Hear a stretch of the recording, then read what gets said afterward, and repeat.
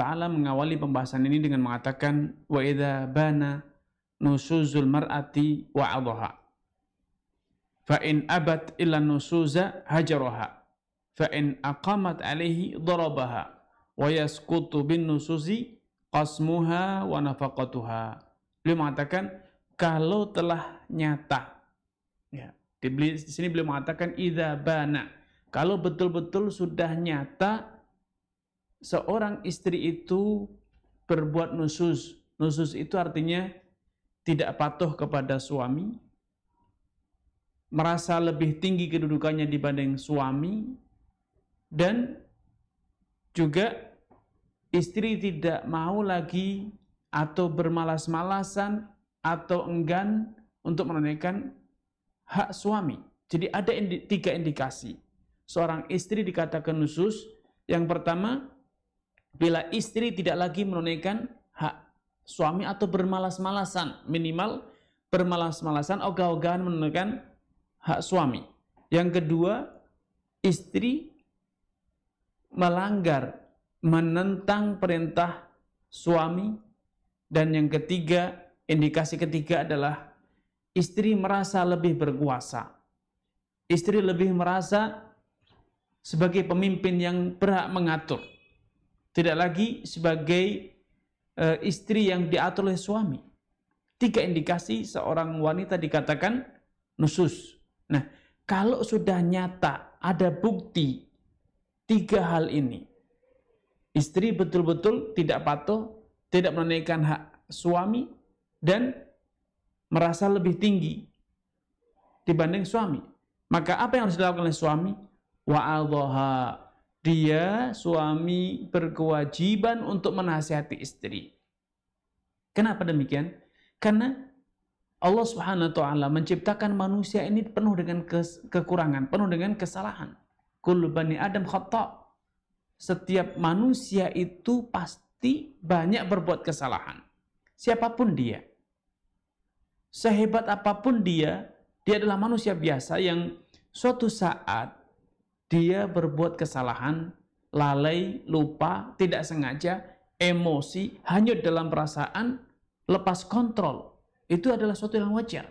Karenanya kalau istri melakukan satu dari tiga hal tersebut, sepatutnya suami tidak hanyut pula dalam emosionalnya, marah, lepas kontrol sebagaimana istri juga dalam kondisi lepas kontrol. Suami seharusnya memiliki kepala yang lebih dingin, memiliki dada yang lebih lebar dibanding wanita. Ketika menemukan satu dari tiga indikasi di atas, suami tidak buru-buru memvonis bahwa istrinya sudah membangkang atau nusuz, tetapi harus diverifikasikan. Itu di sini al-muallif Imam Abu Syuja mengatakan idza bana, kalau betul-betul sudah nyata.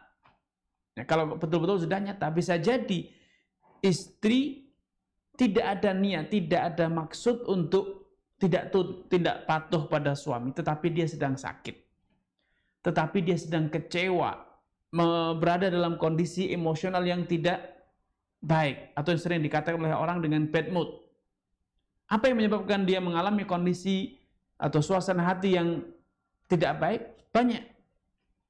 Misalnya sedang datang bulan, atau sedang sakit hati sama tetangga, bisa jadi juga dengan sikap suami yang mungkin kurang kurang bersahabat dengan istrinya. Intinya, istri bisa jadi sedang dalam kondisi kecewa. Karena itu jangan buru-buru memvonis bahwa istri membangkang, istri nusuz. Sehingga pernyataan Ibnu Abu Syuja ini jelas bahwa suami tidak boleh tergesa-gesa memvonis istrinya membangkang, istrinya tidak tunduk, tidak patuh. Karena bisa jadi istri tidak menunaikan hak suami karena memang ada halangan. Dikisahkan suatu hari Nabi SAW pulang ke rumah istri beliau Aisyah. Ingin sarapan pagi beliau. Anda bisa bayangkan. Seorang Nabi, ya, pulang ke rumah istrinya, Seharusnya, logika kita harusnya, suami ketika pulang ke rumah idealnya sesampai di rumah disambut. Silahkan makan, hidangan sudah siap. Namun apa yang terjadi? Nabi SAW ketika pulang dalam kondisi ingin makan, didapatkan Aisyah tidak menyuguhkan makanan kepadanya.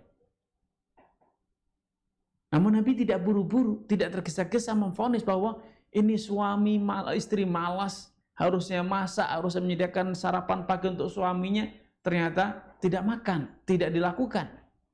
Ini istri kerjanya tidur saja, tidak. Ternyata Nabi tidak marah. Karena Nabi tahu, Nabi memahami bahwa Aisyah tidak masak, tidak menyediakan hidangan, bukan karena malas, tetapi karena memang tidak ada bahan makanan di rumah beliau. Simak redaksi klarifikasi Nabi SAW. Beliau mengatakan, "A'indaki syai'?" Wahai Aisyah, kamu punya sesuatu yang bisa dimakan? Jawaban Aisyah mengatakan, "Lah, tidak. Tidak ada yang bisa dimakan." Maka Nabi tidak marah karena bukan kesalahan istri ketika istri tidak menyuguhkan hidangan, tetapi karena memang suami yang tidak membawakan bahan makanan yang untuk bisa disajikan atau diolah ataupun dimasak. Maka Nabi tidak marah.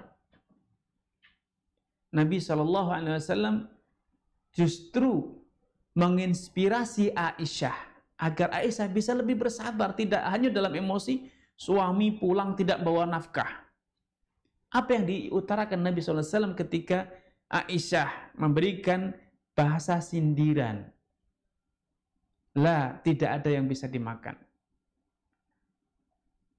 Aisyah santun, dia tidak mengatakan engkau tidak bawa makanan kok nanya makan, tidak demikian. Karena Aisyah segan, Aisyah menghormati suaminya sebagai seorang rasul. Beliau menjawab mengatakan, la ma'indana syai', kita tidak punya makanan. Nabi memahami bagaimana perasaan seorang istri yang seharusnya mendapatkan nafkah, tapi ternyata Nabi atau di rumah Nabi tidak ada yang bisa dimasak, tidak bisa diolah. Maka Nabi memberikan inspirasi, menunjukkan akan kebesaran jiwa beliau sebagai seorang Nabi. Idzan ana sha'im. Kalau gitu, aku puasa saja. Seakan Nabi ingin berkata kepada Aisyah, wahai Aisyah, ayo kita puasa saja. Toh ujung-ujung sama-sama lapar, sama-sama tidak ada yang bisa dimakan, ya sudah, puasa saja, dapat pahala. Nabi tidak mengusut, kenapa kok nafkah yang sudah saya berikan sekian banyak habis? Padahal tahukah Anda, berapa banyak nafkah Nabi SAW kepada istri-istri beliau? Dikisahkan dalam banyak riwayat bahwa Nabi SAW untuk nafkah 1 tahun setiap istrinya itu diberi thamanuna sa'an minat tamri, 80 thamanuna wasakan minat tamri, 80 wasak korma, wa ishruna wasakan minal burri, 20 wasak dari gandum. Tahukah Anda berapa takaran 1 wasak itu? Zakat pertanian itu nisabnya 5 wasak. Dan 5 wasak itu ditaksir sekarang ini kisaran 6 kintal. 6 kintal. Alias 1 wasak itu sekitar bobot 120 kilo. Dan Nabi memberi sebanyak berapa? 80 wasak. Anda bisa kalingkan. 80 wasak kali 120. Kira-kira akan muncul angka sekitar 10 ton kurma. Gandumnya berapa? Gandumnya 20 wasak kali 120 kilo. Berarti 2,2 ton gandum. Namun demikian, apa yang terjadi? Ketika Nabi pulang, kata Aisyah, tidak ada makanan yang bisa dimakan. Nabi tidak marah dan mengatakan, lah kemana gandum yang 2 ton, kurma yang 8 atau 9 ton atau 10 ton itu? Nabi tidak marah. Bukan Nabi tidak memberi nafkah, tetapi apa yang Nabi SAW berikan kepada Aisyah habis. Bukan dijual oleh Aisyah untuk dimakan, untuk beli perhiasan, tetapi disedekahkan, digunakan untuk menyantuni fuqara. Sampai-sampai suatu hari datang seorang janda membawa 2 anak gadisnya yang masih kecil ke rumah Aisyah, minta untuk diberi apa? Diberi makanan. Namun subhanallah, Aisyah tidak lagi punya makanan yang bisa diberikan kepada si janda yang membawa 2 anak gadis itu, 2 anak kecil itu, kecuali hanya sebiji korma. Yang sebiji korma itu oleh si janda itu dibelah menjadi 2, separuh diberikan kepada masing-masing, diberikan kepada putrinya, sedangkan dia hanya mengulum biji kormanya saja. Subhanallah. Maka ketika Aisyah mengatakan tidak ada yang bisa dimakan, Nabi tidak murka. Tetapi Nabi sadar bahwa memang apa yang beliau berikan telah habis. Maka beliau mengajak agar Aisyah terinspirasi untuk beramal lebih, yaitu sudah bersedekah, habis nafkahnya, sekarang berpuasa sehingga beribadah mendapatkan 2 pahala. Subhanallah. Sehingga suami tidak boleh buru-buru memvonis istrinya boros, istrinya tidak peduli dengan hak suami, tidak. Harus istri suami berhati-hati, tidak mudah memvonis atau menyimpulkan. Kalau memang ada praduga istri tidak benar, istri tidak menunaikan hak suami, maka suami juga sepatutnya klarifikasi apa yang terjadi. Ketika suatu malam Aisyah cemburu, akhirnya muncul pikiran negatif, su'udon, yang seharusnya tidak ada itu pada diri Aisyah. Tidak boleh terjadi pada diri seorang istri, su'udon. Nabi dipanggil oleh malaikat Jibril untuk mendoakan Ahlul Baqi, yang mendapatkan perintah dari Allah agar Nabi mendoakan, memohonkan ampunan kepada penghuni kuburan Baqi. Maka Nabi SAW keluar dari rumah Aisyah dengan mengendap-endap, tidak ingin mengganggu istri yang sedang istirahat. Namun Aisyah sebagai seorang istri, ketika mengetahui Nabi SAW keluar dari rumahnya, sedangkan beliau belum terlelap dalam tidurnya, beliau membuntuti Nabi. Khawatir kalau Nabi pergi ke istri yang lain. Khawatir kalau Nabi berkhianat, berbuat curang. Anda bisa bayangkan bagaimana sikap semacam ini terjadi pada diri seorang istri. Ternyata Nabi SAW bukan pergi ke salah satu istrinya, tetapi pergi ke kuburan Baqi dan berdoa. Maka Aisyah segera berbalik dan bergegas pulang. Namun ternyata Nabi SAW berdoa tidak panjang. Beliau berdoa dengan singkat dan segera berbalik, dan akhirnya beliau dari kejauhan melihat sosok Aisyah kegelapan, di tengah kegelapan malam. Maka Nabi SAW berusaha mengejarnya, namun Aisyah terlebih dulu masuk ke dalam rumah. Walau demikian, nafas Aisyah masih terengah-engah. Maka Nabi SAW dengan cepat mengetahui bahwa Aisyah lah yang tadi mengawasi, membuntuti Nabi SAW. Maka Nabi langsung segera bisa menebak. Aghirti wa ya Aisyah, apa kamu cemburu? Akhifti an yahifallahu wa rasuluhu alaik. Wahai Aisyah, apa kamu khawatir, mengira bahwa Allah dan Rasulnya akan berbuat curang? Allah membiarkan aku curang kepadamu. Engkau mengira aku sebagai seorang Rasul berbuat curang kepada istrinya sendiri? Maka Aisyah jujur. Kaifa la yagharu mithli alaika ya Rasulullah. Ya Rasulullah, mana mungkin wanita seperti aku tidak mudah hanya dalam cemburu.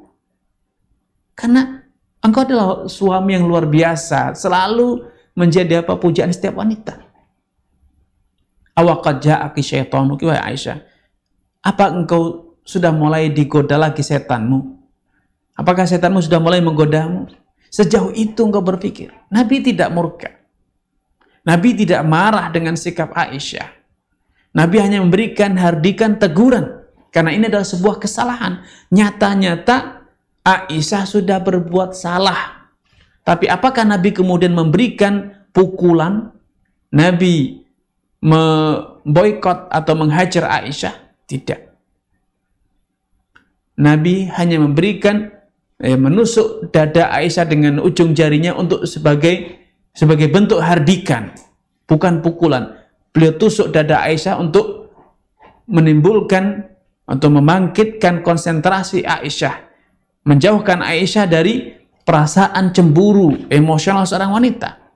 Kemudian Nabi SAW memberikan nasihat, awaqad ja'aki syaitanuki. Aisyah sejatinya seakan Nabi ingin berkata, pola pikirmu itu yang menjadikan kamu su'udhan, cemburu yang kelewat batas sampai akhirnya su'udhan tajassus, mengendap-endap, memata-matai suami, itu adalah ulahnya setan, itulah bisikan setan. Lihat hasil dari nasihat Nabi.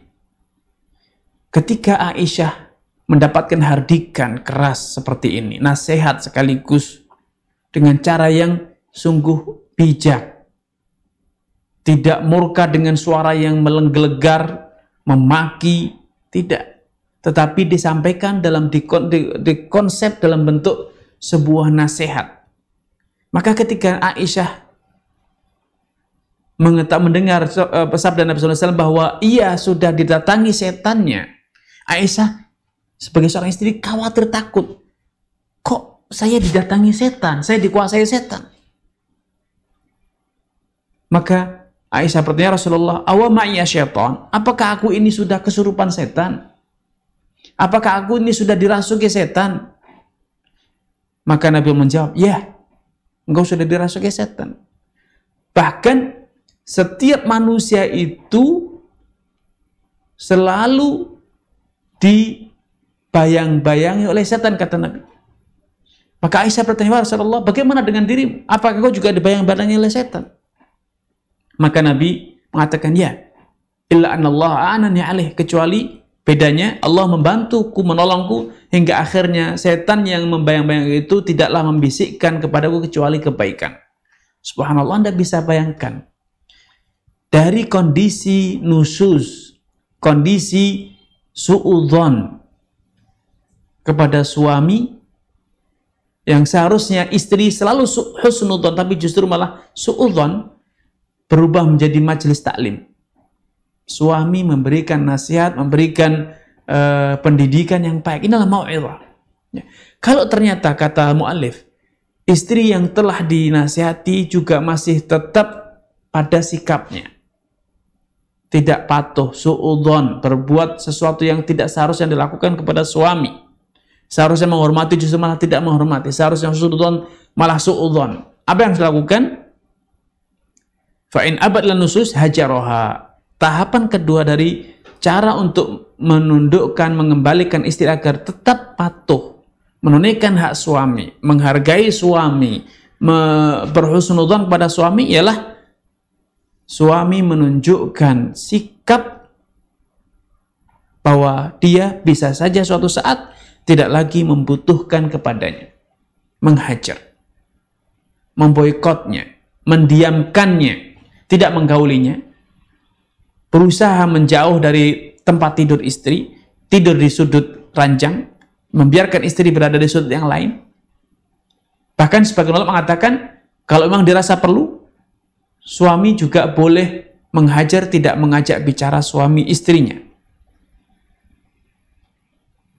Di kalangan para ulama terjadi berbeda pendapat. Apakah memboikot, mendiamkan istri ini boleh lebih dari 3 hari?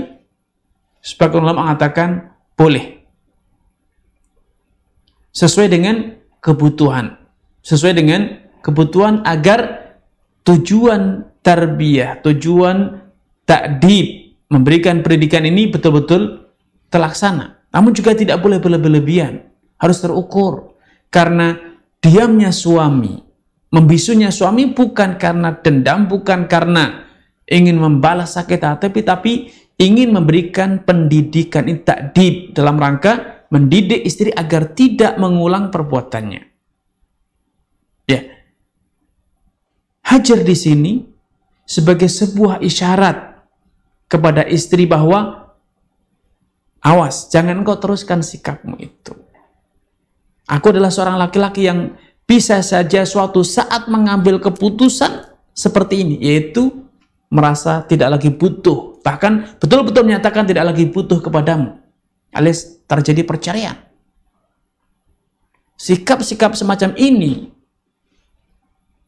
bisa jadi menjadi awal rusaknya rumah tangga, sehingga akhirnya suami berkata, selamat jalan, selamat berpisah alias bercerai.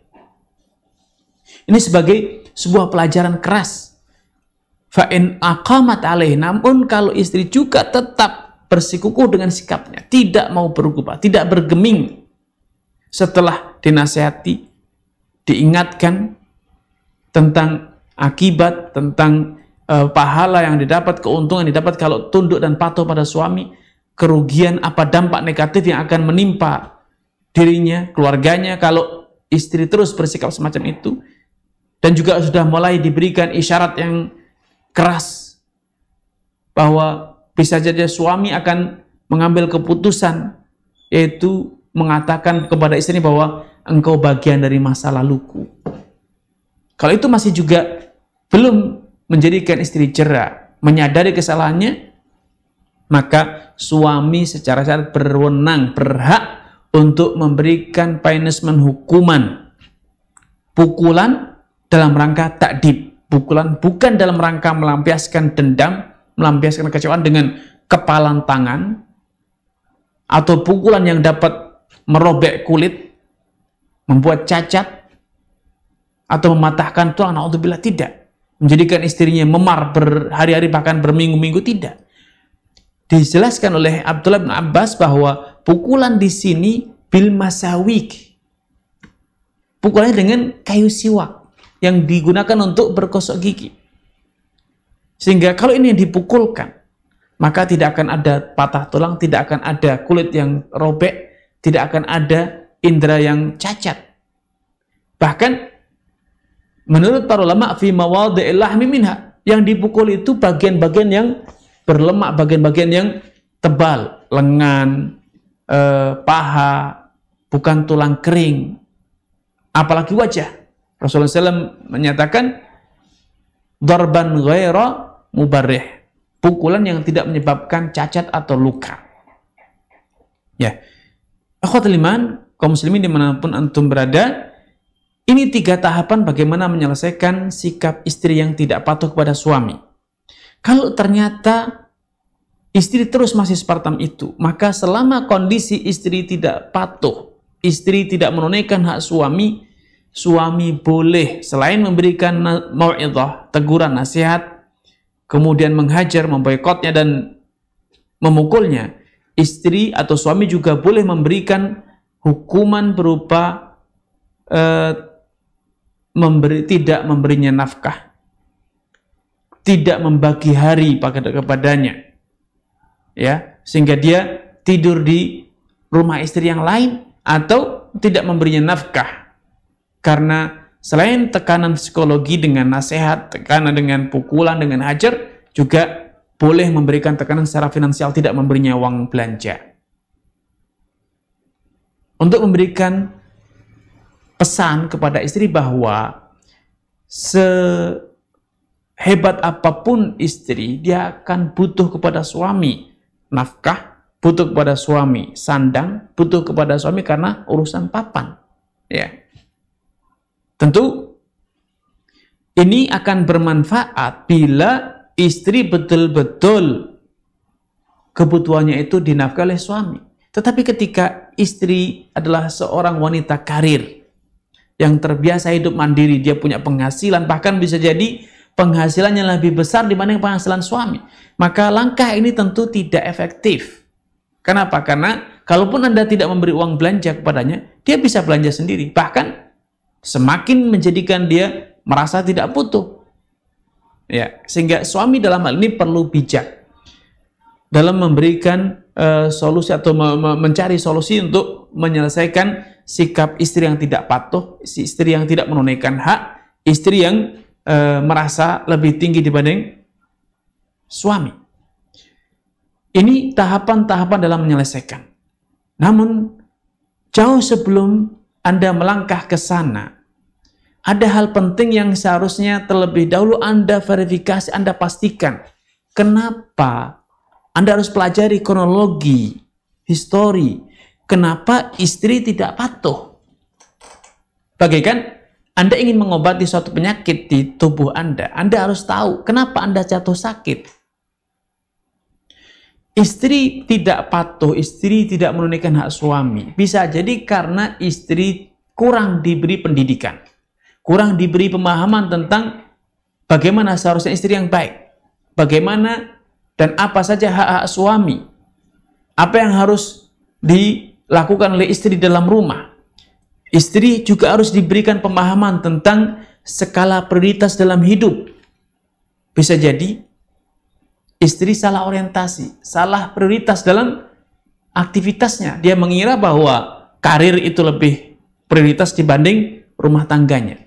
Suami dan anak itu adalah nomor 2, nomor 3, bahkan nomor 10 atau lebih. Yang prioritas baginya adalah bagaimana dia sukses di karirnya, bagaimana dia bisa mendapatkan keuntungan yang besar, bisnis ataupun bonus dalam pekerjaannya. Bisa jadi istri juga salah orientasi. Dia menjadi wanita sosialita, bergaul dengan banyak orang, berinteraksi, waktunya habis untuk berinteraksi dengan banyak orang, apalagi di era medsos semacam ini, era digital, sehingga akhirnya istri lebih banyak menghabiskan waktu energinya dengan apa? Dengan grup, dengan chatting, shopping, dan lain sebagainya. Suami dan anak tidak lagi mendapatkan perhatian yang layak. Kenapa? Karena tidak ada pendidikan yang baik. Lalu siapakah yang salah? Yang salah banyak. Bisa jadi orang tuanya yang tidak mendidik anak untuk memahami tentang bagaimana seorang muslimah, apa dan harus seperti apa wanita muslimah itu menjalani kehidupannya. Bisa jadi kesalahan juga dari suami. Karena suamilah yang mengajarkan hal itu. Suami yang mengajak istri ke pasar. Suami yang mengharapkan agar istrinya berdagang. Sedangkan suami hanya membantu istri, bukan sebaliknya. Bahkan suami ada yang mencari pasangan yang sudah punya penghasilan. Sehingga dia berpikir, kalau istri punya penghasilan, dia tidak lagi terbebani dengan nafkah. Karena istri punya penghasilan sehingga bisa mandiri, bisa membiayai dirinya sendiri. Tentu ini adalah pola pikir yang salah. Seharusnya suami sejak menikah, bahkan sebelum menikah, sudah bertekad bahwa dia siap memenuhi seluruh kebutuhan istrinya. Sehingga dia bisa menawarkan kepada istrinya, Anda tidak perlu bekerja. Uruslah rumah. Uruslah aku sebagai suamimu. Urusan kebutuhanmu, nafkahmu akan aku penuhi. Bukan sekedar kenyang dan makan tempat tidur, tidak. Aku akan berikan nafkah yang cukup sesuai dengan kadar sosialmu, tingkat sosialmu. Karena para ulama mengatakan bahwa hak istri itu mendapatkan nafkah yang sesuai dengan level sosialnya. Kalau anak seorang pejabat, anak bangsawan, anak darah biru, maka kalau biasa dalam rumah tangganya dia itu ada pembantu, ada tukang masak, maka seorang suami idealnya memberikan hal itu. Karena itulah nafkah yang ma'ruf. Tentu tidak ma'ruf kalau seorang wanita yang sejak kecilnya dilayani oleh pembantu, dilayani oleh tukang masak, ada yang memasakkan, ada yang mengurusi pakaiannya, kemudian tiba-tiba Anda nikahi, Anda perintahkan dia untuk masak, Anda perintahkan dia untuk nyuci, Anda perintahkan untuk nyapu. Tentu ini bukan nafkah yang ma'ruf. Karena itu kita harus bercermin. Sebelum menikah kita harus bercermin. Mampukah saya memberikan nafkah yang layak untuk calon istri saya? Kalau tidak, maka salah satu dampak langsung dari Anda menikah dengan wanita yang berbeda level sosial dengan Anda adalah terjadinya nusyuz. Dan itu adalah satu hal yang natural. Aleh-aleh wanita di zaman sekarang. Di zaman Nabi, Allah telah ceritakan kisah kesenjangan sosial antara suami dan istri. Zaid ibnu Harithah, yang merupakan orang kesayangan Nabi, anak angkat Nabi SAW, oleh Nabi dinikahkan dengan Zainab bintu Jahsh radhiyallahu ta'ala. Zainab bintu Jahsh adalah seorang bangsawan dari Quraisy. Sedangkan Zaid ibnu Harithah adalah mantan budak. Ada kesenjangan sosial. Ketika nikah, Zainab tidak berani untuk menolak lamaran Nabi SAW yang ingin menikahkan beliau dengan Zaid ibnu Harithah. Kenapa? Ini Nabi, ini pilihan Nabi. Maka beliau pun tunduk patuh menikah dengan Zaid ibnu Harithah. Namun lagi-lagi setakwa-takwanya Zainab bintu Jahsh, sesoleh-solehnya Zainab bintu Jahsh, beliau adalah manusia, punya perasaan, punya hati. Ada hal-hal yang di luar kontrol, ada hal-hal yang terjadi di luar kendali, ada mimik raut wajah yang sulit untuk disembunyikan, ada perasaan yang sulit untuk dikendalikan oleh wanita. Sehingga walaupun beliau menerima lamaran itu dan akhirnya menikah, beliau berusaha sekuat tenaga untuk bisa tunduk dan patuh kepada Zaid, suaminya. Tetapi beliau tetap manusia. Perasaan, raut wajah, gestur tidak mudah untuk beliau tundukkan. Sehingga akhirnya terjadilah nusus. Zaid ibnu Harithah merasa sebagai suami kurang mendapatkan haknya. Akhirnya Zaid bin Harithah berusaha walaupun ya sudah berusaha mempertahankan rumah tangganya. Nabi juga sudah berusaha memediasi antara keduanya agar rumah tangganya bisa utuh. Tetapi tetap saja Zainab merasa lebih tinggi status sosialnya. Dan itu memang fakta. Dan Zaid melihat raut wajah Zainab dan sikapnya yang kurang bisa menerima seutuhnya, akhirnya tidak kuasa dan memutuskan untuk menceraikan Zainab bintu Jahsh. Subhanallah. Karena itu jangan mudah-mudah terpedaya. Dia sudah ngaji, dia sudah belajar agama. Akankah Anda mengira bahwa wanita yang ada di zaman sekarang itu lebih soleh dibanding Zainab bintu Jahsh? Kesenjangan sosial. Salah satu yang menyebabkan wanita bersikap nusus, ya, selain kebodohannya, yang dengan berbagai macam sebab tadi, salah satunya adalah karena suami tidak mendidiknya, atau karena memang anak tersebut, wanita tersebut tidak dididik dengan baik oleh orang tuanya, bisa jadi karena pergaulan. Bergaul dengan wanita yang memang kurang baik, tetangga yang kurang baik. Rasulullah SAW bersabda, "Laisa minna man khabbaba imra'atan ala zawjiha." Tidak termasuk golonganku orang yang menyebabkan seorang wanita tidak patuh kepada suaminya. Sehingga istri semula baik, istri semuanya patuh, tapi terpengaruh dengan pergaulan, dengan tetangganya, dengan saudaranya, dengan sahabatnya. Karena itu suami harus selalu selektif mengawasi dengan siapa istrimu bergaul. Jangan lepas kontrol, bisa jadi pergaulan itu merusak perilaku istrimu. Rasulullah Shallallahu Alaihi Wasallam memberikan warna yang keras sebagai peringatan kepada siapapun agar kita ketika bergaul dengan istri orang, kita juga, kalau Anda sebagai lawan jenis, jangan sembarang, jangan gegabah melakukan tindakan yang menjadikan istri orang tersanjung dengan Anda. Merasa tersanjung dengan Anda. Akhirnya apa? Dia tergoda dan terfitnah dengan Anda.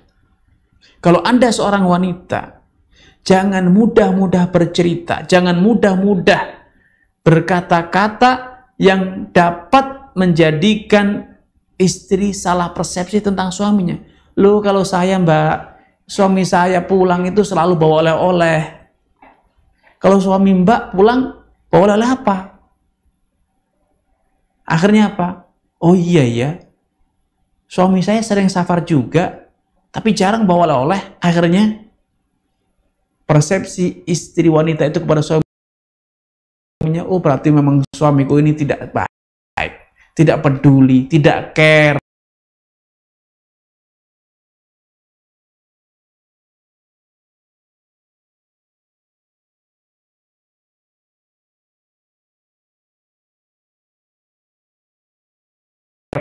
Tidak cinta pada saya. Akhirnya timbullah suudzon, salah faham, sengketa.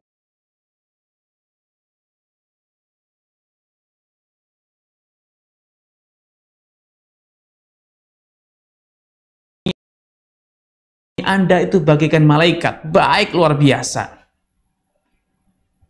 Jangan mengkritisi suami orang. Karena bisa jadi wanita tersebut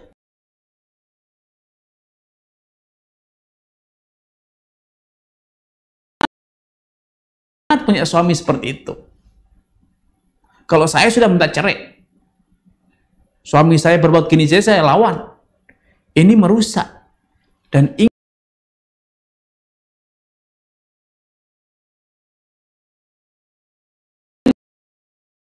menyebabkan wanita rusak hubungannya dengan suaminya. Apakah Anda tidak berharap untuk bisa minum dari telaga Nabi SAW? Ucapan-ucapan yang sepele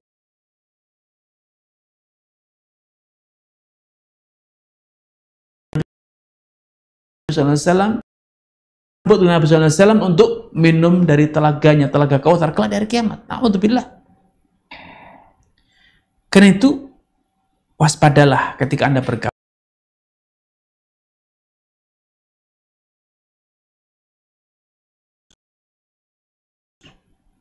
Adalah ketika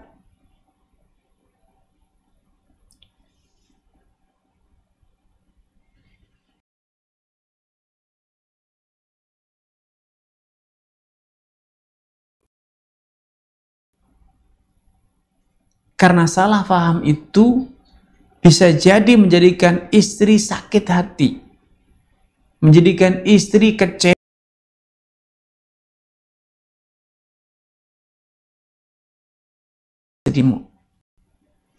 dan juga ajari istrimu bagaimana seharusnya bertutur kata yang baik kepada suami. Kalau Allah Subhanahu wa taala berfirman kepada semua hamba, wa kulli ibadi yaqul lati hiya ahsan, katakan wahai Muhammad kepada hamba-hambaku agar mereka selalu berkomunikasi dengan tutur kata yang terbaik. Waktunya, caranya, tempatnya, muatan komunikasinya terbaik. Kenapa harus berkomunikasi dengan yang terbaik? Inna syaitana yanzaghu baina nafsi, artinya setan itu terus berusaha memberikan atau memercikkan api-api kesalahpahaman, kebencian, permusuhan di antara kalian. Itu terjadi antara sesama muslim. Setan senang kalau terjadi permusuhan, kebencian, salah paham di antara sesama muslim. Dan setan lebih senang lagi kalau setan berhasil memunculkan kesalahpahaman di antara suami dan istri yang ujung-ujungnya akan terjadi perceraian di antara mereka. Diriwayatkan dalam suatu hadis bahwa iblis memancangkan istananya di atas samudra. Kemudian dari sananya dia mengutus bala tentaranya untuk menyebarkan kekufuran, kemaksiatan. Setiap hari iblis menerima laporan dari pasukannya itu. Ada yang lapor, aku terus goda si fulan sampai akhirnya dia kufur. Katanya, iya Kak Ani, pergi. Kamu udah hebat. Kamu tidak jagoan. Ada lagi yang mengatakan, aku terus goda si fulan sampai akhirnya terjadi kebencian, permusuhan di antara dia. Ada yang mengatakan sampai membunuh, sampai minum khamr. Kata iblis, pergi. Tidak hebat. Sehingga sampai ada yang datang, setan yang mengatakan, aku goda si fulan. Sampai akhirnya farraqtu bainahu wa baina zaujatiha. Sampai aku pisahkan dia dari istrinya. Maka si iblis mengatakan, anta, engkau memang jagoan, Karena itu, kalau Anda berusaha menjaga perasaan tetangga agar tidak salah paham, kalau Anda berusaha untuk tidak menusuk perasaan sahabat Anda, kawan Anda, pimpinan Anda, rekanan Anda, pelanggan Anda, maka orang yang paling berhak untuk Anda jaga perasaan adalah istrimu dan suamimu. Karena ingat, setan selalu mencari celah untuk menimbulkan kesalahpahaman di antara Anda berdua, akhirnya bercerai, agar Anda berdua berpisah. Ya. Kesalahpahaman antara suami ini seringkali menjadi biang terjadinya nusus, istri tidak patuh pada suami.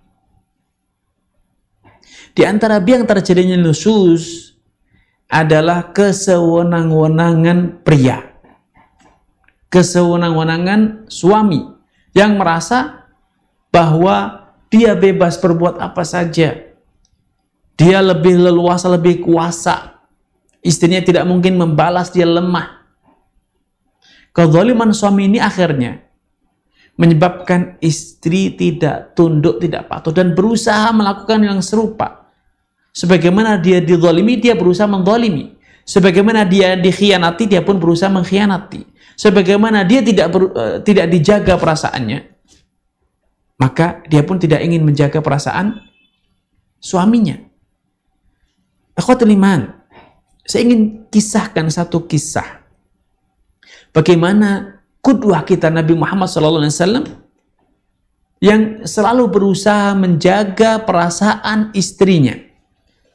Suatu hari beliau berkata, jujur, dia belum curhat, atau bukannya curhat ya, buka-bukaan kepada Aisyah.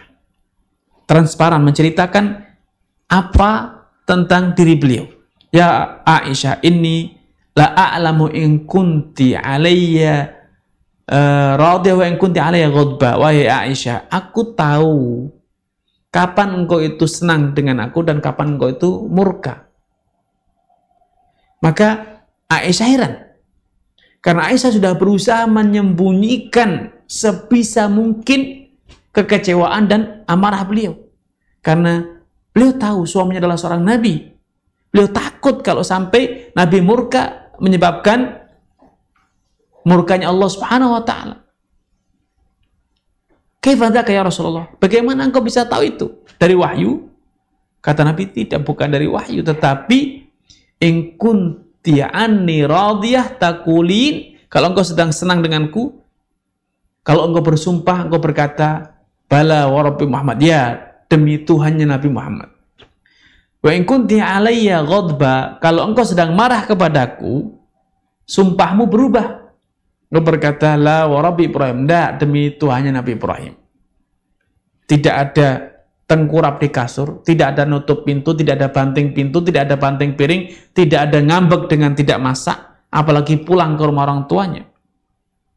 Sekedar perubahan redaksi sumpah, Nabi sudah bisa membaca suasana hati istri beliau.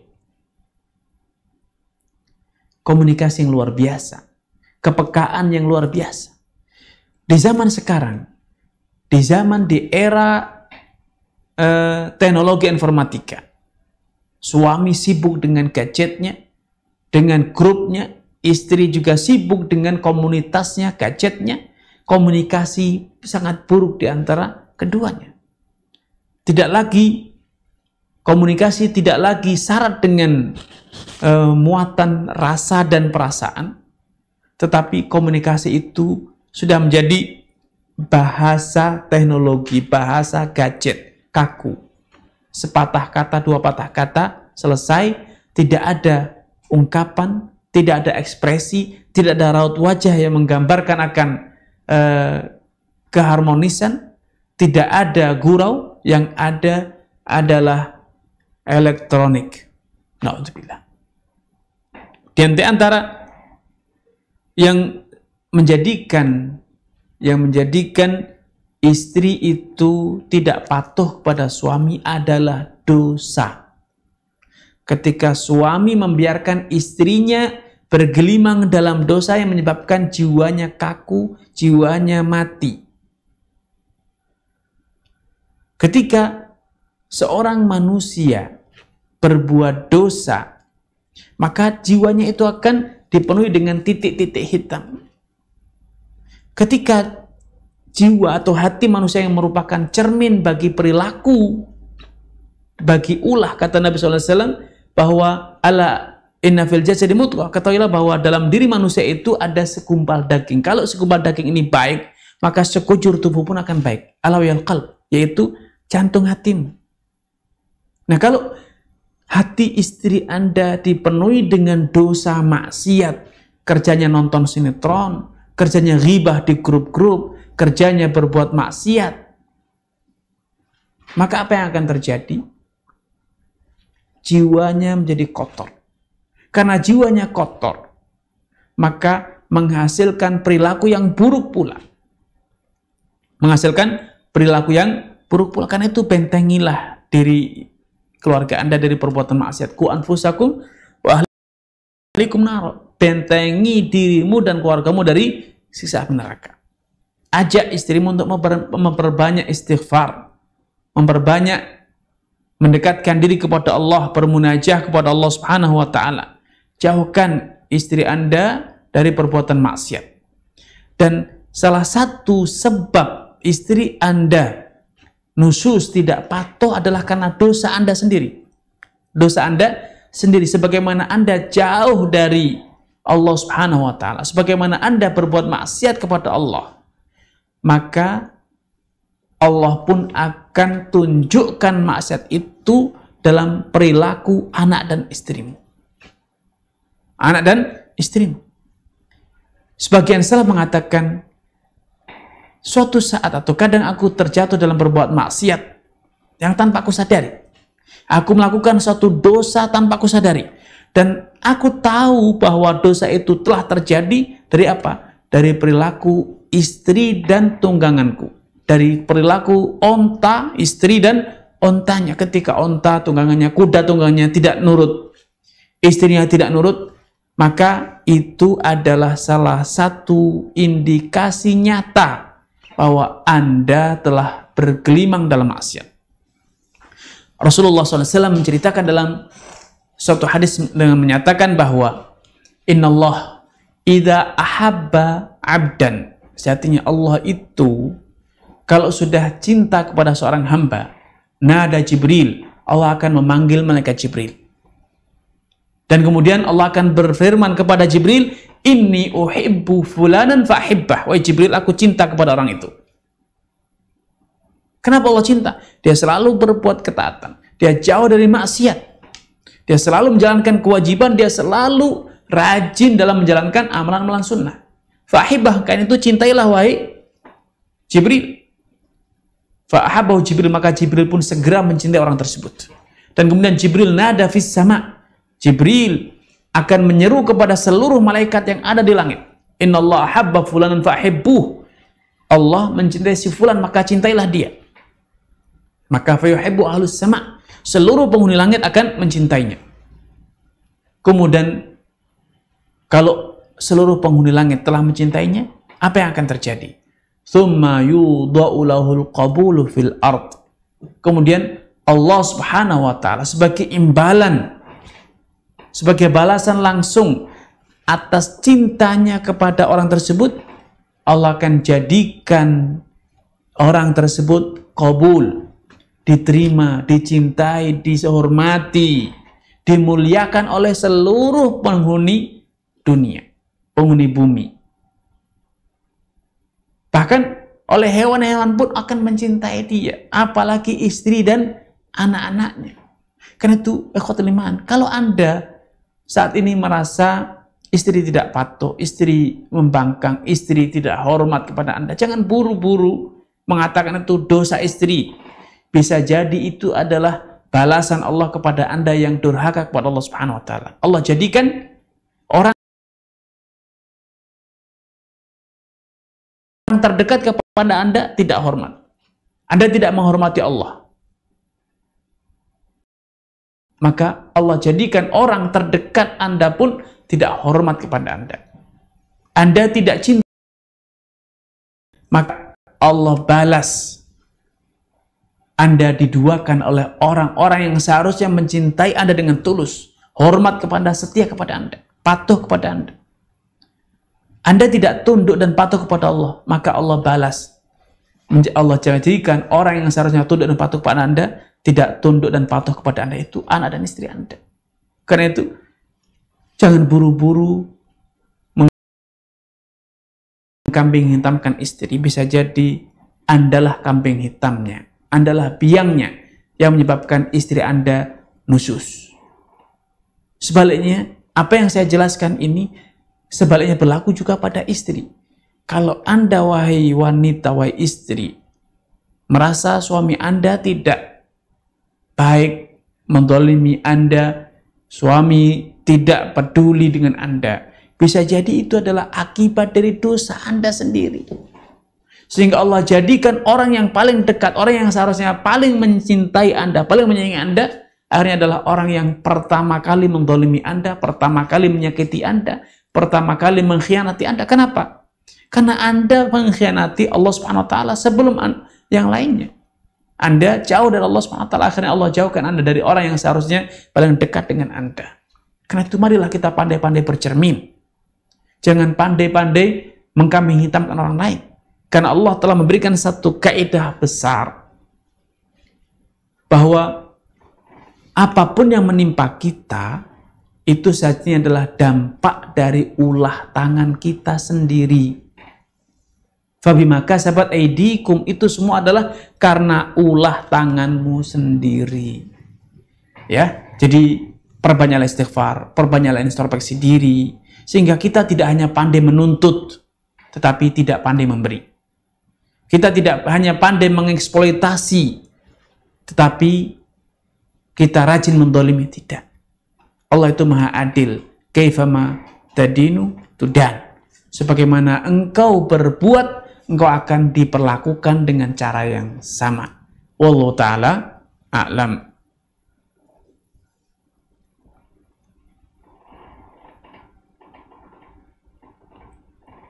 Barakallahu fiik. Ya.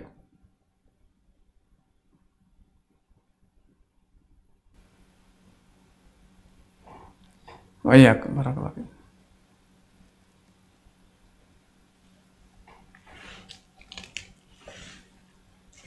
Baik.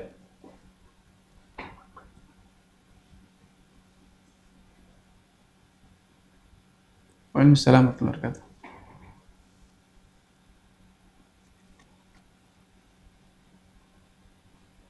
Ya, mengkondisikan agar istri dan ibu jadi akur ya. Ya. Baik, barakallahu fiik wa athabakumullah. Ini problem banyak orang, bukan Anda saja. Karena itu Anda seperti kata salaf mengatakan as-sa'idu man wa'idha bighairihi. Orang yang sukses itu adalah orang yang pandai mengambil pelajaran dari orang lain. Sehingga bercerminlah dari apa yang terjadi pada orang lain agar itu tidak terjadi pada diri Anda. Salah satu biang terjadinya ketidakakuran antara istri dengan orang tua kita adalah karena kita tidak pandai memposisikan diri. Ingat, orang tua, terutama ibu kita, adalah wanita yang telah bersusah payah hamil, melahirkan kita, menyusui, mendidik, merawat, dan itu terjadi puluhan tahun. Ya, ibu tidak punya pamrih, tetapi ibu tidak ingin kehilangan anak. Ibu adalah orang yang paling tulus melayani kita, paling tulus membahagiakan kita. Ibu tidak mengharap balasan dari Anda. Tetapi satu hal yang tidak bisa dikendalikan oleh ibu adalah perasaan kehilangan anak yang dia cintai. Dan ibu ya mendapatkan bahwa istri Anda telah seakan-akan merebut, kok enaknya wanita asing, wanita yang tidak punya jasa apapun sebelumnya, tiba-tiba Anda layani, Anda muliakan, Anda fasilitasi, Anda takuti, Anda segani, Anda turuti semua kemauannya. Sehingga kalau Anda sudah paham ini, maka sebetulnya siapa yang salah sehingga menjadikan ibu yang begitu baik, ibu yang paling, atau dia adalah ibu Anda adalah wanita atau manusia yang paling berharap agar Anda bahagia. Ibu rela berkorban dengan apa saja, bahkan dengan nyawanya, agar Anda bisa bahagia. Namun ternyatanya terjadi hubungan yang tidak harmonis dengan istri Anda yang menyebabkan Anda tidak berbahagia. Sehingga siapa sebetulnya yang paling bertanggung jawab? Anda sebagai anaknya. Anda tidak mampu membuktikan bahwa setelah menikah ibu tidak kehilangan anaknya. Karena itu yang harus Anda lakukan, buktikan bahwa ibu Anda tidak kehilangan perhatian, tidak kehilangan kedekatannya dengan Anda sebagai anak. Puluhan tahun, ibu Anda lah wanita yang menyiapkan pakaian, menyiapkan makanan, bahkan menyuapi Anda. Selalu menyambut Anda ketika pulang, selalu menanyakan kondisi Anda. Anda pun pertama kali kalau curhat kepada ibu, bukan kepada bapak. Ya. Namun semua itu tiba-tiba Anda rubah, sehingga semuanya Anda berikan kepada si wanita baru ini. Akhirnya ibu tetap adalah wanita, perasaan. Ibu tidak kuasa menahan rasa cemburu tersebut, atau kalau lebih tepat, ibu tidak kuasa menahan rasa kehilangan akan buah hatinya. Karena itu hal yang pertama saya lakukan, kembalilah pada seperti sedia kala. Curhat pertama kali kepada ibu. Buktikan bahwa ibu tidak kehilangan anak yang paling dia cintai, anak yang paling dia sayangi. Sehingga Anda selalu dekat, Anda selalu peduli, selalu mendengarkan, selalu perhatian dengan ibu Anda. Bukan urusan materi, materi itu nomor 1000. Tapi yang ingin ibu dapatkan adalah ibu memastikan bahwa ibu tidak kehilangan buah hatinya. Yang kedua, Anda juga harus mampu mengkondisikan istri agar istri bersikap sebagaimana sewajarnya seorang menantu, seorang istri, lelaki yang dicintai oleh ibunya, lelaki yang dibanggakan oleh ibunya. Tanamkan pada dirinya bahwa keharmonisan rumah tangga Anda kuncinya ada pada ibu Anda. Kalau Anda bisa membuktikan, istriku, kalau engkau bisa sukses membahagiakan ibuku, menjadikan ibuku ridho, aku pun akan ridho. Sehingga jadikan ibu Anda prioritas. Kalau Anda mengharap istri melayani, sehingga Anda pulang dari kerja, istri yang menyuguhkan minuman kepada Anda, kemudian dia yang duduk di sebelah Anda, kemudian Anda bermanja-manjaan di hadapan ibu Anda kepada istri Anda. Ini adalah kecemburuan yang menjadikan ibu Anda gagal menjaga perasaan, tidak mampu menahan perasaan. Yang semula Anda kalau lelah, Anda bersandar ke tubuh ibu Anda, curhat, waduh pekerjaan hari ini ibu berat, repot, dan macam-macam. Ibu yang menenangkan hati Anda. Ibu yang menenangkan perasaan Anda. Sekarang yang duduk mendampingi Anda adalah istri Anda. Ibu merasa kesepian. Kalau Anda berhasil memposisikan ketika Anda makan dengan lahap, pulang dari kerja, Anda berada di sebelah ibu Anda. Yang melayani adalah istri Anda, sehingga istri Anda melayani 2 orang, ibu dan suami. Sehingga suasana harmonis yang semula telah diciptakan oleh sang ibu, telah dinikmati oleh sang ibu, tidak hilang dengan hadirnya istri Anda. Maka ibu Anda akan tersanjung. Kenapa? Karena wanita yang baru dalam rumah tangga Anda itu memuliakan Anda, membahagiakan Anda, termasuk juga menjaga hubungan Anda dengan ibu Anda tetap harmonis, tetap dekat, tetap akrab, tidak renggang, tidak jauh, hanya gara-gara hadirnya wanita baru tersebut. Ya, sehingga pahamkan istri Anda, jaga perasaan ibu Anda, itu kuncinya. Wallahu ta'ala. Ya, jazakumullah khairan Ustaz, dan terima kasih kepada saudara Hamzah yang sudah bertanya. Baik, kami persilakan kepada jamaah yang ada di Zoom yang mau bertanya, silakan untuk mengangkat tangannya. Baik, selanjutnya Ustaz, ada pertanyaan dari saudari Nova. Ya. Assalamualaikum Ustaz. Suami mendahulukan gaji untuk ibunya, sedangkan untuk istri baru diberikan 2 pekan kemudian. dan jumlah yang diberikan kepada ibu lebih banyak dari jumlah yang diberikan kepada istri. Apakah misalnya dalam hal ini, dan bolehkah saya membicarakannya kepada suami? Jika boleh, bagaimana caranya Ustadz? Jazakumullah. Baik. Barakallahu fiik wa athabakumullah ya kepada saudari Nova atas pertanyaan yang diajukan. Semoga Allah SWT menambahkan taufik kepada Anda dan juga kepada seluruh peserta kajian yang hadir pada sore ini. Di antara hal yang perlu difahami oleh seorang istri, bahwa hak istri itu mendapatkan sandang, pangan, dan papan yang layak. Bukan memiliki semua penghasilan suami. Kalau istri sudah mendapatkan haknya, diberi sandang yang layak, diberi papan yang layak, diberi nafkah yang layak, maka cukup.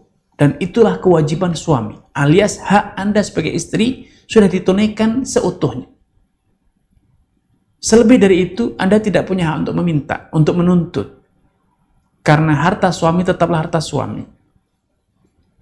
Dan suami punya kewajiban untuk berbakti kepada orang tuanya. Walaupun yang diberikan kepada ibunya, kepada orang tuanya itu lebih besar daripada yang diberikan kepada Anda, itu tidak masalah. Tidak ada hak bagi seorang istri untuk memperkarakan itu, selama kebutuhan istri terpenuhi, nafkah istri terpenuhi, tidak terkurangi sedikit pun. Sehingga harusnya Anda support, Anda dukung. Karena ketika Anda mendukung suami Anda, akan berbalik itu dampaknya kepada Anda sendiri. Suami akan semakin setia kepada Anda, semakin baik kepada Anda, dan tanpa Anda pinta pun, suatu saat suami ketika melihat Anda mendukung sikap suami yang berbakti, berusaha membahagiakan orang tuanya, suami pun akan memposisikan diri Anda bagikan dirinya sendiri. Akan memberi yang terbaik untuk Anda tanpa harus Anda meminta. Wallahu ta'ala a'lam. Ya, jazakumullah khairan Ustaz, dan terima kasih kepada saudari Nova yang sudah bertanya.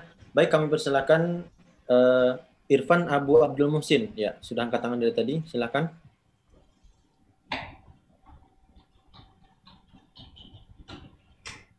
Silakan Irfan Abu Abdul Muhsin.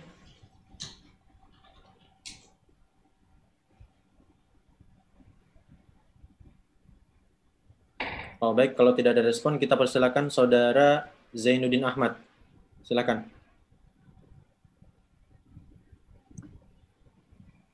Assalamualaikum warahmatullahi wabarakatuh, Ustaz.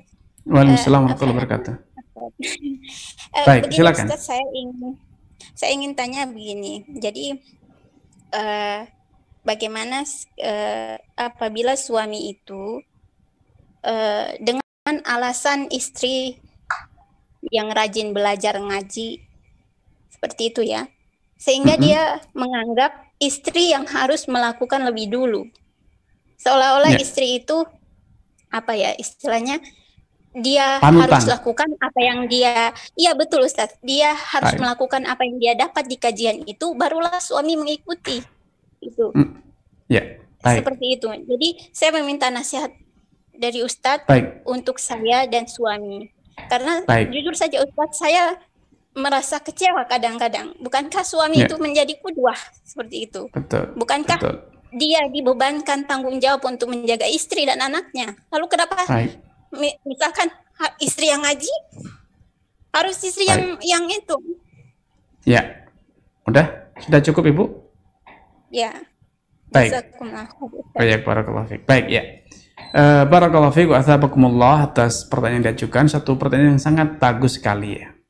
Ini salah satu kondisi yang kadang dan sering, bukan sekedar kadang, sering terjadi. Istri lebih semangat belajar ngaji dibanding suami, dan itu bukan hanya ibu. Banyak kasus istri bukan sekedar ngaji, lebih dahulu masuk Islam dibanding suami. Lebih dahulu ngaji dibanding suami. Lebih bisa membaca Al-Quran duluan sebelum suami. Ya. Lebih dahulu meninggalkan riba dibanding suami, dan masih banyak lagi hal yang semuanya. Dan itu bukan yang aib. Ikrimah bin Abi Jahal masih menghunus pedang melawan Nabi. Bahkan tangannya masih berlumuran dari darah kaum muslimin. Ketika Nabi berhasil menundukkan kota Mekah, istri Ikrimah bin Abi Jahal masuk Islam. Sedangkan Ikrimah memilih untuk pergi melarikan diri ke negeri Yamamah, mencari tempat yang aman. Maka istri Ikrimah ketika mendengar Nabi SAW memberikan instruksi siapapun yang menemukan Ikrimah bin Abi Jahal, walaupun dia bergelayutan di sekitar Ka'bah, penggal lehernya. Karena dia sudah banyak berbuat kejahatan, memusuhi kaum muslimin dan Rasulullah SAW. Maka sang istri tidak kecil hati. Berbekalkan dengan keislamannya, beliau datang kepada Nabi SAW, berusaha memberikan pelindungan, pembelaan kepada Ikrimah, berusaha mencari kesempatan terakhir, usaha terakhir untuk bisa mengislamkan Ikrimah bin Abi Jahal. Anda harus tahu bahwa Ikrimah ini adalah putranya Abu Jahal, musuh bebuyutan Nabi, orang yang paling dibenci oleh Nabi. Sehingga alami kalau Ikrimah juga sangat membenci Nabi SAW, apalagi Abu Jahal menjadi korban, ya kalau boleh dalam tanda kutip, mati dibunuh oleh pasukan Nabi SAW. Maka Ikrimah menyimpan dendam. Dia mengobarkan tekad untuk tidak pernah masuk Islam dan akan terus mengobarkan permusuhan kepada Nabi. Tetapi sang istri yang sudah terlebih dahulu masuk Islam berbesar hati, berusaha bagaimana menularkan keislaman itu kepada sang suami. Sehingga akhirnya istri beliau, istri Ikrimah radhiyallahu ta'ala anhu, meminta kesempatan terakhir kepada Nabi untuk menemui Ikrimah yang sudah melarikan diri ke negeri Yamamah agar dibujuk mau masuk Islam. Dan akhirnya betul berhasil masuk Islam. Dan Anda tidak perlu berkecil hati. Kalaupun suami Anda misalnya banyak kekurangan, maka Allah telah ceritakan dalam Al-Quran, istrinya Fir'aun, seburuk-buruk suami Anda tidaklah seburuk Fir'aun. Ya, walau demikian justru kesabaran Asia, kesabaran istri Fir'aun untuk berdakwah dan terus berdakwah, tegar dengan keislamannya, mengamalkan ilmunya, justru itu yang menjadikan dia diapresiasi dan kisahnya diabadikan dalam Al-Quran. Bukan karena beliau dibimbing oleh suami, tetapi karena beliau istiqomah dengan keislamannya. Ummu Habibah bintu Abi Sufyan mengalami hal yang serupa. Hijrah ke Habasyah bersama suami. Tetapi ketika di Habasyah justru suaminya murtad masuk agama Nasrani. Akhirnya Ummu Habibah memilih untuk berpisah karena murtad, tidak lagi ada pilihan. Justru keteguhan Islam sang istri berbuah yang sangat manis. Akhirnya Ummu Habibah dinikahi oleh manusia paling mulia di muka bumi ini, yaitu Rasulullah SAW. Sehingga Anda tidak perlu berkecil hati. Masalah orang lain suaminya lebih rajin, itu bukan satu hal yang perlu Anda iri. Anda harus lebih objektif bahwa di hari kiamat masing-masing dari suami dan istri akan menjalani hisab sendiri-sendiri. Dan tidak ada salahnya kalau Anda yang menggandeng suami masuk surga. Akankah Anda berpikir kalau bukan suami yang menggandeng saya masuk surga lebih baik saya masuk neraka? Tentu tidak. Kalau suami tidak mampu menggandeng Anda masuk surga, maka akan sangat indah bila Anda berhasil menggandeng suami Anda masuk surga. Tidak ada buruknya. Sehingga Anda akan mendapatkan pahala 2 kali. Anda sholat malam, berhasil mengajak suami sholat malam, maka Anda adalah menjadi wanita yang terbaik. Ni'mar rajul alladzi qama minal lail fa shalla ma kutiba lah. Sebaik-baik suami adalah yang berhasil sholat malam, berhasil bangun malam, dan kemudian dia sholat semampunya. Kemudian dia bangunkan istrinya. Kalau istrinya enggan, dipercikkan air di wajahnya. Dan sebaik-baik wanita bukan wanita yang dibangun oleh suaminya, tetapi wanita yang terbaik adalah wanita yang bangun malam, kemudian sholat semampunya, dan kemudian membangunkan suaminya. Kalau suaminya tidak mau bangun, dipercikkan air di wajahnya.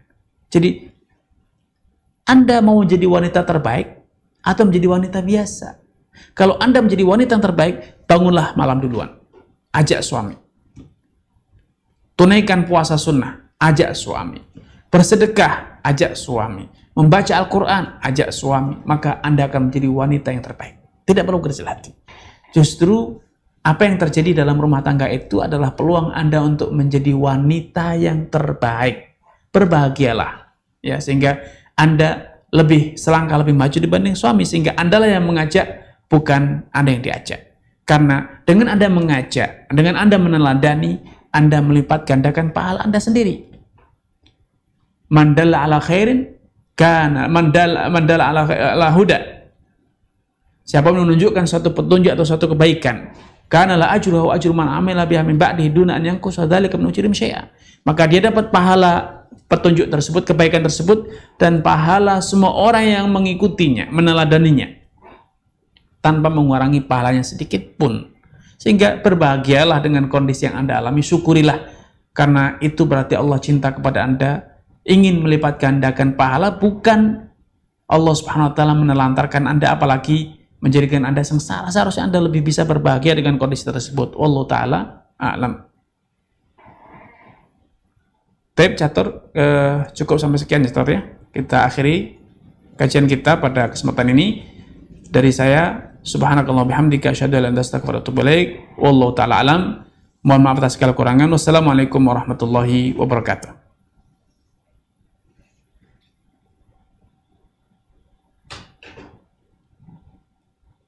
Di mute. Catur, suaranya mute, Catur. Ya, Ustaz, baru dihidupkan, Ustaz. Ya, kami ucapkan jazakumullah khairan, Ustaz, sudah berkenan berbagi ilmu bersama para jamaah. Kami ucapkan juga terima kasih kepada seluruh jamaah yang sudah menyimak kajian STD Imam Syafi'i Jember, dan insya Allah kita akan ada kajian bersama Ustaz Dr. Abdullah Roy. Begitu. Kita tutup dengan doa kafaratul majelis. Subhanakallahumma wa bihamdika asyhadu an la ilaha illa anta